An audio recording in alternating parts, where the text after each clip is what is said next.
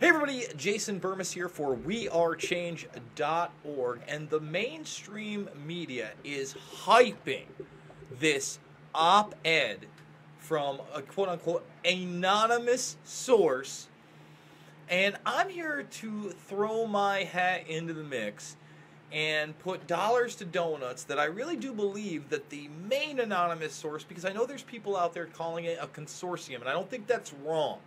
I think that this is with an unprecedented presidency, with people actively working against him. I absolutely believe those things are real.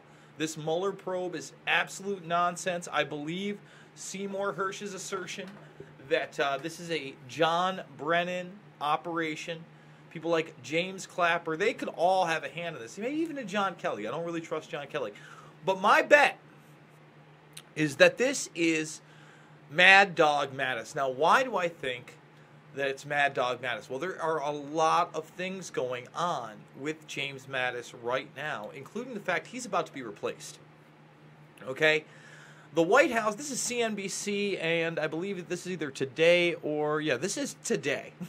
Maybe it was published yesterday. It says updated 17 hours ago, 21 hours ago. He's on his way out, okay? Now, he's been on his way out for quite some time. This is another thing that I have been pointing out. I feel like there was a rift with the Syrian situation. He was telling Trump, hey, they're behind these chemical weapons. We need to be stronger with them. This could have led to World War III. And yet Mattis had to admit, when he was asked, that they had no evidence that the chemical weapons attack even happened. He said he believed they happened, but no evidence that there were chemical weapons used in the last attack in Ghouta. And then he says, even if there were chemical weapons used, there's no way we could prove it in time, and within 48 hours we were bombing Syria. Okay? And a lot of people had been saying, this is back in June, Mattis is out of the loop and Trump doesn't listen to him anymore. And there were multiple outlets that were reporting on this, okay? So this isn't Jason Burmis. This is NBC. I think it was in the Associated Press, maybe even Reuters. This was a pretty mainline story 2-3 months ago. And now, you look around, and the Bob Woodward story's out there, confusion, and you notice this is a big part of that Woodward story, is that Mattis says that right afterwards, Trump's the bad guy. Trump wanted Assad dead. And by the way, he's probably right about that. He's probably correct.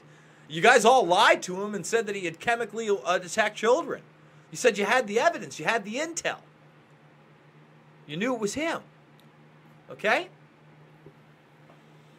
So now Mattis comes out in this Woodward book as the hero. See how they're propping him up? He's a military guy.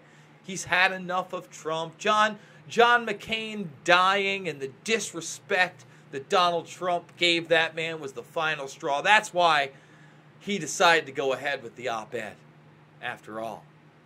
Okay? You starting to get the picture here? Again, I could be wrong, but a lot of evidence is pointing this way. And The Atlantic is acknowledging that what we're watching is a coup. A absolute coup d'etat attempt against the President of the United States through any means necessary through this special counsel. And this is going to be part of it. The military man that's been respected. I've never liked the Mad Dog. I'm not a Mad Dog Mattis man. I'm not a neocon man. I'm not for bombing Syria, and wait till you see who they're about to replace him with, because we're going to get there in a minute. But another thing that's really alarming to me about what Mattis has been up to, especially because we're on the verge of more U.S. military conflict with Syria. And I know there's also a lot of people, we're going to go over this Mattis thing in a minute there. I know there's a lot of people that think that Pence is the one that put this out, right? Because of the lodestar. Lodestar. I like using the word lodestar. And to me, that's classic military intelligence to put you off, because this information, who this leaker is, it isn't meant to come out probably until about a week or two before the midterms. They got a good 4 to 6 weeks before this leaker is going to be revealed, at minimum. At minimum. They may pull his card out later, but that's what I'm feeling this operation is. Okay? So they want to sow some distrust with Mike Pence, who I don't believe it is, and the lodestar comment. Military intelligence move, okay? Maybe something that Clapper added, maybe something that Brennan added. And, folks, this is what Mattis is currently riding around on, solo. Climb aboard the Doomsday Plane. Defense Secretary James Mattis flies on an airborne nuclear bunker. Oh. E4B. What is an E4B? Now, according to this article, they say there are only 4 E4Bs in existence. I think that's more along the lines of what is public knowledge. But for those unfamiliar with the E4B, or Mobile Command Center, or Doomsday Plane, okay, it's a Doomsday Plane. Well, it just happened to get caught on video at the 9/11 attacks, at both the Pentagon, and Anderson Cooper did a piece, we cover it in Fabled Enemies, and before the second plane strike on the World Trade Center. Let me repeat that. An E4B clearly seen on video prior to the second strike on the World Trade Center. Remember, there were no military jets anywhere near the vicinity of these attacks, except for the Mobile Command Doomsday Centers. And that's what Mattis is flying around on currently by his lonesome, just with his crew. To give you an idea, there's evidence that a guy named Brent Scowcroft was actually in one of those E4Bs on the morning of 9/11. But that's a whole different subject, a whole other matter to get into, although a relevant one as we approach the 17th anniversary of 9/11, and our entire foreign and domestic policy is based on that lie, and one of the main reasons that we are even in Syria, Afghanistan, Iraq, Somalia. I could go on and on and on and on in this quote-unquote Libya war on terror. And I just want to address some of the comments in there. Why is this on the backup channel? Well, first of all, we do a lot more of long form and live streaming on the backup channel. And Luke and I already did an hour and 15 minutes just a little while ago over on the main channel discussing the Alex Jones Twitter ban. So after this video, if you want to hear what we have to say, go check that as well. It's posted on the main channel. And Luke is also going to be posting another video on the leaker, more in depth in his opinion of who it may be, over on the main channel later this evening. Now, we talked about Mattis being on his way out, right? Well, check this out. Robbie Martin, the other half of Media Roots, the brother of journalist Abby Martin, I've had him on for long-form discussions on this very backup channel. And he thinks a guy named General Jack Keane may replace Mattis. And I think he may be spot on, because Mattis is a total and complete war hawk, but Jack Keane is another special type of war hawk. Okay? Whereas Mattis didn't acknowledge that they had really ever proven that the chemical attacks had come from Assad, and didn't really state that the chemical attacks the last time they said happened even really happened, as there was no evidence, and there was a ton of journalists out there, you know, that didn't get any kind of acknowledgement. I believe Pearson Sharp was one of them. Robert Fisk. Yes, Robert Fisk was another one of them. There were reports, people on the ground confirming there was no chemical attack there. He thinks Jack Keane is going to be there. Why is that so important? Well, just this week, okay, the U.S. has now put together a system for Idlib, which is basically the last town where, quote-unquote, ISIS is. You see, the Syrian military is about to overtake the entire country. It's over. This is a region of about 3 million people. This is the last stronghold. Remember, the United States has been getting the white helmets out with Israel. The white helmets who? Russia, Syria are all saying they're not white helmets. They're not here to help. They're al-Qaeda. They're Al-Qaeda. They're al-Nusra. They are the terrorists. They've shaved their beards. They're armed. So now we have a warning system for them when the attacks occur. And guess what? They've already started, but we're going to get there. The That's United right. Nations Syria's Special under Envoy fire. to Syria warned today 3 million civilians could be at risk if the Assad regime launches a large-scale invasion against rebels in Idlib province. Violence can happen at a moment's notice in Syria, but 2 Americans have designed a way to warn civilians there before an airstrike. Here's Holly Williams. John Yeager and Dave Levine grew up in Chicago and Dallas. They worked high-flying jobs in finance and consulting. But now they've become unlikely heroes in Syria's 7-year-long civil war, where they've saved lives, perhaps thousands of them. These are preventable deaths, and that's why we do what we do. Back in 2012, John had taken a job with the State Department, deployed to Turkey to help Syrians displaced by the civil war. Now listen, I have nothing but sympathy for these people. Did you just see the devastation, the destruction that was going on? It's craziness. However, Russia is bombing this area. It's happening. It's happening. Here it is. You want to see it? This is what they released today. Boom! All right? This is a real military. This is a real military operation. Boom! Now, to me, I'm looking at these areas, and they seem remote. They don't seem like they're in the city. Again, look at the heartstrings they were just playing on you with. It's a region of 3 million people. And again, I'm not saying I should trust the Russian military, but they haven't released video of them taking out anything that seems in a cityscape. All right? And now I want to get back to Jack Keane. Because Jack Keane, guess what he's a regular on? The old Fox News. And I like Lou Dobbs on some issues. I think he's better than some.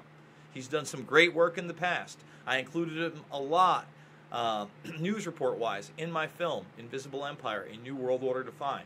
But here he is, about to promote Jack Keane and his lies and his propaganda about chemical weapons and Assad in Syria. And why is this dangerous? This could be our next Secretary of Defense. And remember, my money is on that op-ed that it is Mattis. And this is a big move. This is a big transition. Okay? Check it out.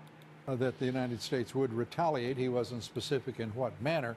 If the Assad, again, uses chemical weapons, how reliable is the judgment on chemical weapons? How confident are you that we have the ability to make that determination without a doubt? No, I'm confident about it. And we've been accurate at every time that we've called it. Follow-on inspections have come up with the same answer that we did. Let me stop you right there. We've been accurate about it. Every time. Follow-up inspections. A lie, a lie, a lie, a lie. Lied about all that. That's all lies. None of that is true. That's what fake news is. Are we going to pull Fox News off of Facebook? Do they no longer get a Twitter account? Are they meddling with elections? We've called it every time, and we've been correct every time, and it's been backed up every time. Horseshit. Give me a break, man.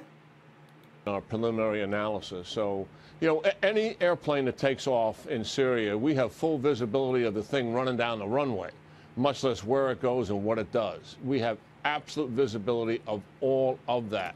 But since you said you were there to stop ISIS, you really can't use that, can you? You can't bomb a Russian aircraft. You don't want to pop off with World War III. So what do you do? What do you do, Jack?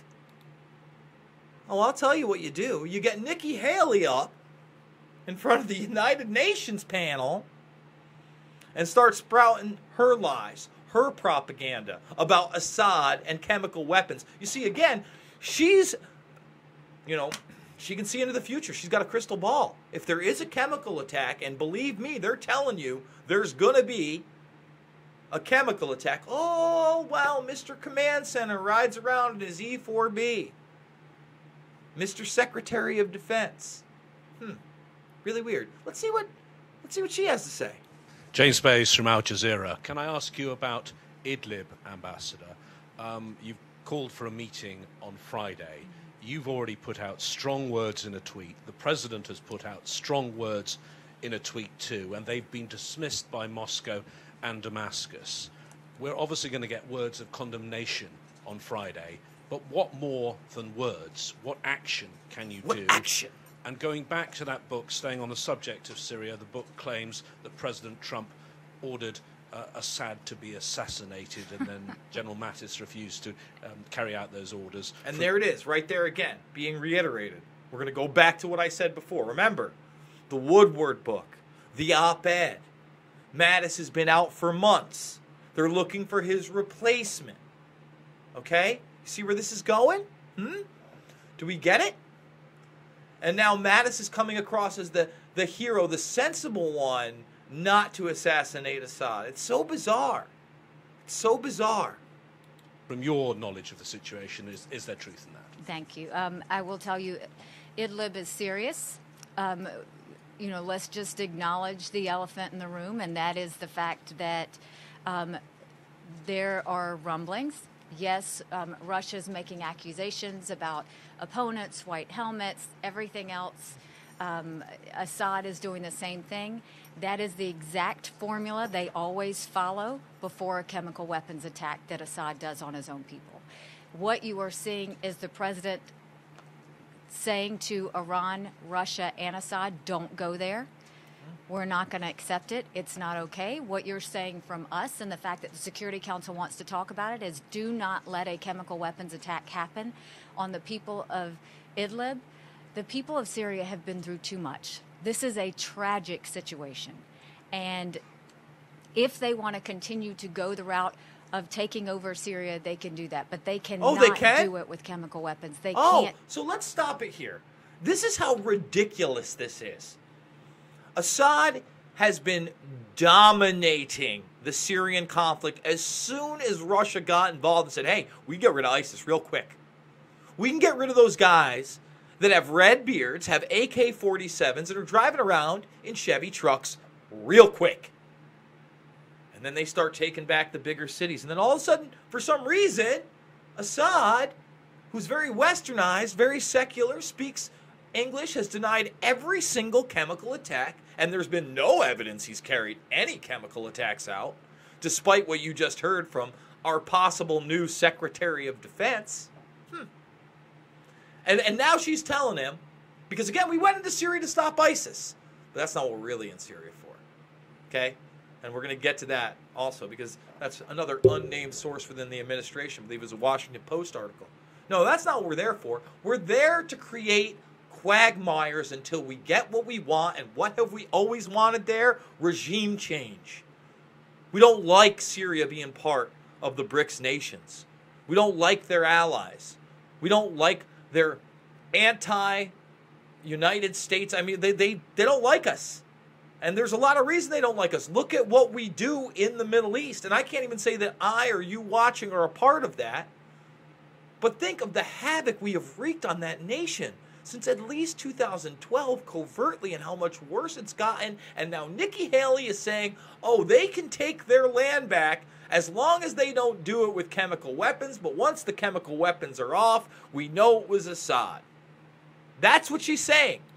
Do it assaulting their people, and we're not going to fall for it. If there are chemical weapons that are used, we know exactly who's going to use them. And this is the exact same playbook that Russia and Iran and Assad have used every time. And the OPCW has come out and said that we know chemical weapons are used. There's no denying it. The only ones that deny it are Russia, Iran, and Assad. That is not true. That is not it. The London Independent was there. OAN, an American media operation, sent their guy on the ground there. Fisk was on the ground. They interviewed one of the children that was supposedly attacked. That's not the truth, Nikki Haley. And our buddy here, who may be replacing Mattis, well, here he is. talking about the return of ISIS. Jack What King. is the state of this network, of ISIS right now? For a year and a half, we've been talking about ISIS being on the run, but recently we're seeing issues of in certain corners where they're back, and now you've got this Taliban-linked network as well. Where are we in the state in terms of against terrorism right now? Yeah, well, first of all, the Al-Qaeda network is thriving, and ISIS is thriving outside of Syria and Iraq. We did take their territory away from them. That was something that had to be done. We took no. When Russia came in, it was all over for them. You liar, Jack Keane. All right?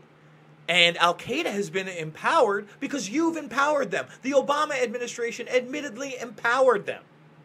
This administration continues to fund, defend, pick out targets for Saudi Arabia during the Yemen conflict, Keane. You're garbage. You're garbage. You're a liar. I don't know how you guys sleep at night. These are real human lives here. All right? And who's arming them? Yeah, ISIS is back on the return. Al-Qaeda's back on the return. Oh! Israel is secretly arming and funding 12 Syrian rebels. I think I just went off on YouTube for some reason. That's really odd. Oh, wait, no, it's bringing me back. All right, well, hopefully that was a really weird thing. I've never seen that happen before. Huh. Well, we jumped off for a second. I guess you're not allowed to talk about Israel secretly arming and funding Syrian rebel groups, according to a mainstream report. I guess that's not allowed. I guess you can't play Fox News. I guess you can't play United Nations clips. Or, quote, the Washington Post right here, create quagmires until we get what we want. Listen, I don't just sit here and spout things off. This is the real deal, ladies and gentlemen. All right? And it is a bloody final showdown down there. It's the nitty-gritty. So, folks, I'm going to wrap this video up. Again, I think there's a lot of evidence out there that it is indeed Mattis. It may be a consortium of people, but it looks like to me that Mattis is that leaker. He's the one behind the op-ed, although, you know, writers probably involved, people editing it over. This does seem to be an op right as another big move is happening in Syria, and we're going to be following all this stuff on the main channel, on the backup channel. I am Jason Burmis. I want to thank you all for joining me and encourage you all to hit the join button, the notification button over on the main channel, subscribe to this one, hit the notification button, join the Patreon, grab the t-shirts. I can't tell you how many obstacles we're hopping through to bring you this content and to try to grow as an organization so we can give you the truth and not some bullshit mainstream media perspective that's really only here to control what you think and how you act and continue the military-industrial complex war machine. I love you guys, and I will see you soon.